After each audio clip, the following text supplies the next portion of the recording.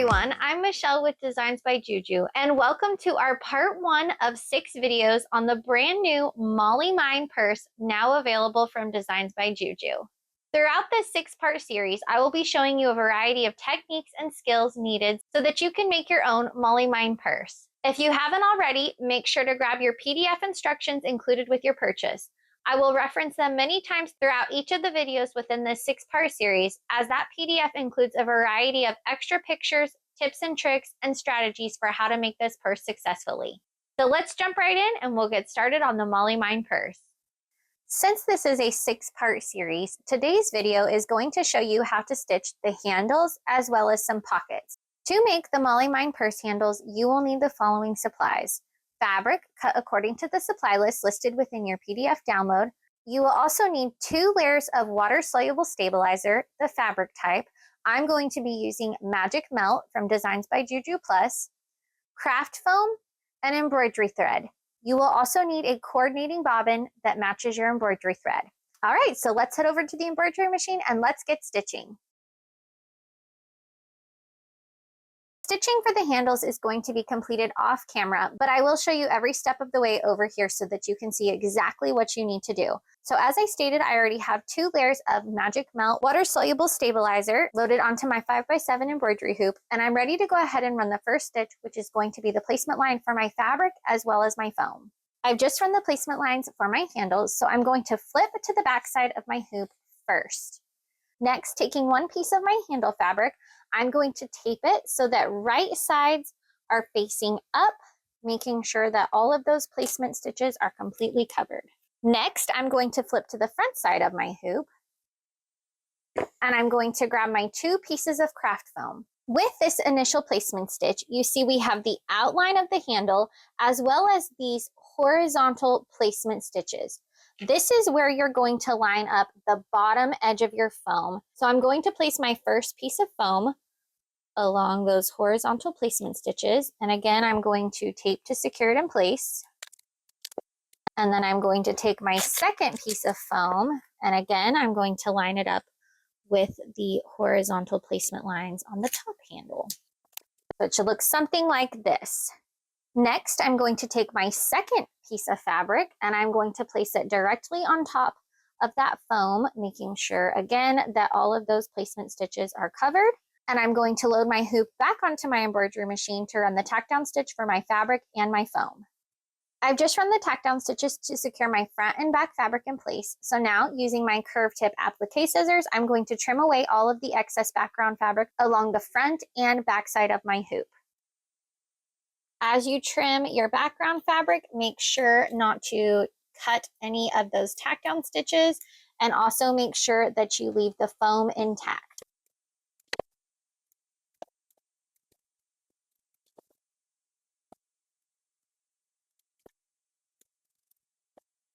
All right, here's the front side of my hoop. So now I'm going to flip to the back side and repeat that exact same process. And here's the back side of my hoop. So now I am going to load my hoop back onto my embroidery machine, and I'm ready to run the final stitch, which is going to be the satin stitching around both of the purse handles. Now is the time to change to your coordinating bobbin thread. It is very important that you do that because you will see this bobbin thread on your handles. I'm going to load my hoop back onto my machine and run those stitches, and we'll check back in once it's complete.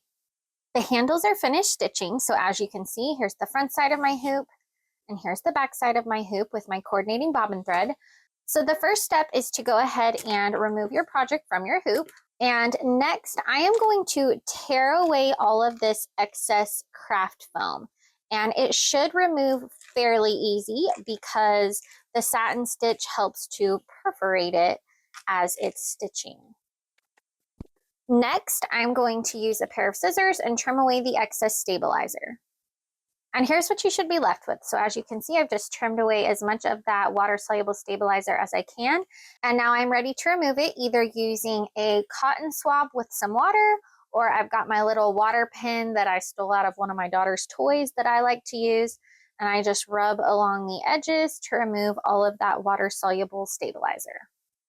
All right, my handles are complete, so I'm going to set these off to the side for now, and we will need them again when we go to assemble our cover in our part 3 video. The second half of our part 1 video is going to be a tutorial on how to stitch some of the pockets for the pages for your Molly Mine purse. So in today's tutorial, I'm going to be stitching the driver's license pocket that is included in accessories 6 hooping, as well as the MP3 player pocket that is on the accessories 7 hooping. Now I have went ahead and combined both of those pockets into one hooping just for the sake of this video. You will find each of those pockets within the accessory 6 hooping and the accessory 7 hoopings. Many of the other pockets are made using similar methods, so check your PDF instructions included with your purchase for step-by-step detailed pictures for how to stitch each of those pockets. For both of these pockets, I'm going to be using fabric from the Essence collection from Riley Blake Designs, coordinating embroidery thread, as well as coordinating bobbins, Magic Melt water soluble stabilizer from Designs by JuJu Plus, some applique scissors, and for the driver's license pocket, you will also need a piece of clear embroidery vinyl. So I'm going to head over to the embroidery machine and I'm going to start by stitching the accessory 6 driver's license pocket. So grab your supplies needed, check your PDF instructions, and follow along as we stitch that pocket. Just like for the purse handles, I am going to be running all of my stitches off camera, but I will check back in for every step of the way just so I can show you exactly what it's going to look like on your hooping. So I'm going to go ahead and run the first stitch, which is going to be the placement line for my clear vinyl. Again, I do want to remind you that I have combined the driver's license pocket with the MP3 player pocket just for this tutorial. Your hoopings will look completely different when you go to stitch your accessory 6 hooping and your accessory 7 hoopings. Okay, so I already have my placement line stitched again for my driver's license pocket. So the first step is going to be to take my clear piece of vinyl and I'm going to place it directly on top of those placement stitches and tape to secure it in place. And I'm going to take it back over to my embroidery machine to run the tack down stitch. I've just run the tack down stitch to secure my clear vinyl to my stabilizer. So now, using my curved tip applique scissors, I'm going to trim away the excess vinyl, making sure not to trim any of those tack down stitches. All right, now I'm ready to run the next stitch, which is going to be the placement line for my driver's license fabric. All right, I've got my placement line for my fabric, so I'm going to take whatever fabric I'm going to be using for the driver's license pocket, and I'm going to place it directly on top of those placement stitches and secure it in place. And next, I'm going to run the tack down stitch to secure my fabric. I've just run the tack down stitch to secure my fabric in place, and as you can see, it ran a tack down around the outside edge as well as a tack down here in the middle, which is going to be directly on top of that clear vinyl we stitched down earlier. The first thing I'm going to do is trim away the excess fabric around this outside tack down stitch, again using my curved tip applique scissors. Make sure not to trim any of the tack down stitches.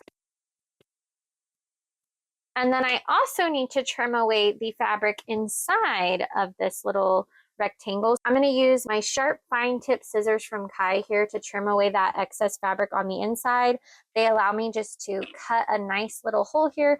You could also use a seam ripper. Just be careful that you don't cut the vinyl that is underneath this fabric. You don't want to puncture it or scratch it. So just be really careful when you cut this fabric on the inside portion.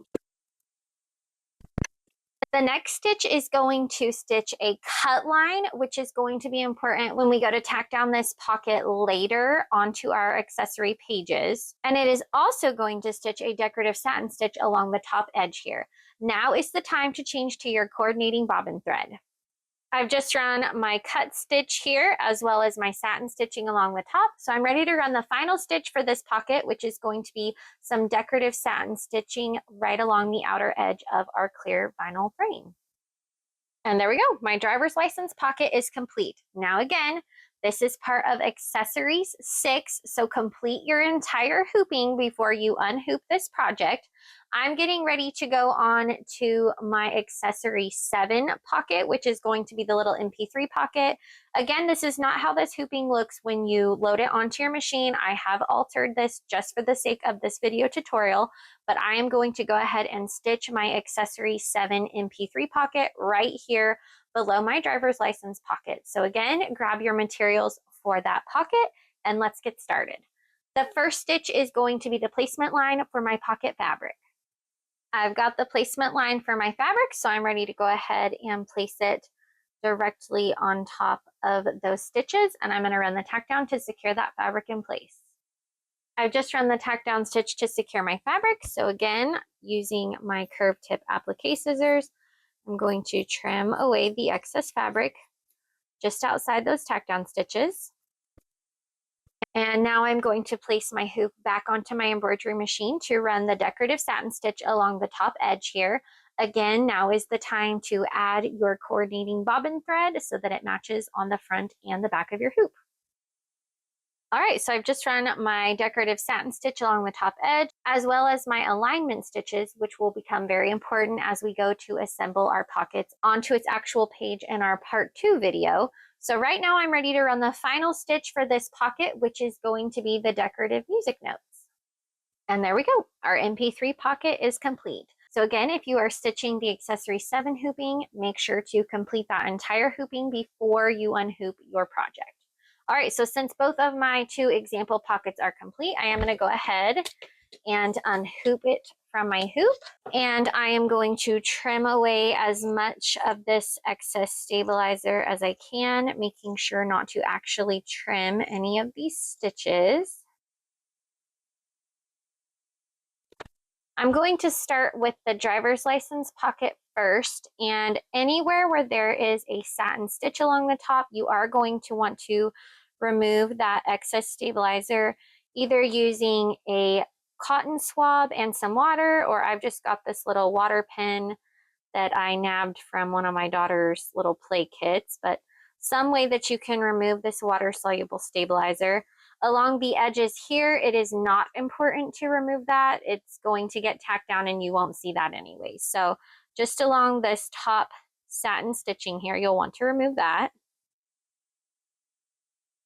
And again, we're going to flip to the back side and use these sharp curved tip applique scissors from Kai, and I'm going to trim away these 2 layers of my water-soluble stabilizer on the inside of this hooping here. You do have to remove this stabilizer, otherwise your clear vinyl pocket won't work. If you need to remove any of these little fibers, I would try to fold this so the fibers face out and then use your wet Q-tip. That way you're not rubbing this water-soluble stabilizer on your clear pocket and getting that front piece all cloudy and gunky. So just kind of take your time with the removal process here. So there we go, our driver's license pocket is complete. So for now, I'm going to set this one off to the side. And again, I'm going to remove the water-soluble stabilizer along the top edge of this pocket. And now that pocket is complete. So I'm going to set both of these pockets off to the side and save them for our part 2 video. So this concludes our part 1 video. If you remember at the start of the video, I showed you how to stitch our handles. And then in the second half of our video, I showed you how to stitch some of the pockets. You will see me attach these pockets in our part 2 video, which will be released next. And you will see how to attach these handles in our part 3 video, which will follow after that. I hope you have enjoyed this brief tutorial on how to stitch some of the pieces for the Molly Mine purse. Make sure to check back again soon for our parts 2 through 6 videos. Don't forget to check the description box below for additional helpful links. Also, make sure that you check out the Designs by JuJu Blessings Facebook group for more tips, tricks, and inspiration. We hope to see you soon. Don't forget to subscribe. Happy stitching!